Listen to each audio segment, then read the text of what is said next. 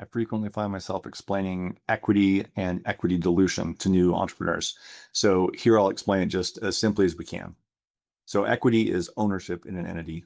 Imagine that a company starts and it has 100 shares and 10 shares are owned by you, or in my case, it would be by a university. We commercialize the technology, we'll take equity in return for that.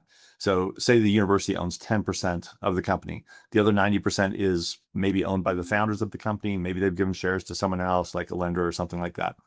Okay, so the university owns 10%, and that is an equity ownership. You actually own part of the company. And then here's how dilution might happen. Say the company raises money and our shares are dilutable. They might double the number of shares. They raise money from someone and they issue another 100 shares to do that. So they're essentially selling 100 new shares for money and it comes into the company. Now we'll still own our original number of shares. If we had 10 shares, we still have 10 shares, but the denominator has been changed. So instead of 10 shares out of 100, now it's 10 shares out of 200. So you could say that instead of owning 10% of the company, we now own 5% of the company. That's a fact. Is that good or bad?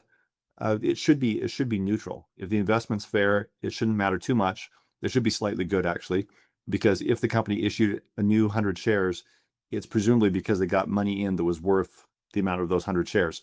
So the actual value of the company has increased by the amount of money it took in. So our shares are worth the same amount. And so issuing more equity and even being diluted is not inherently good or bad. What matters is what the company does with the money it raises.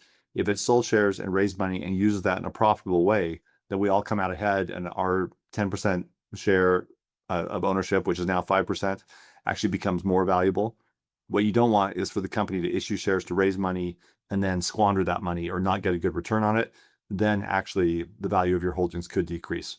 But as always, the value in a company depends on how well that company uses its assets, and whether you get diluted or not is not going to be the main issue to worry about.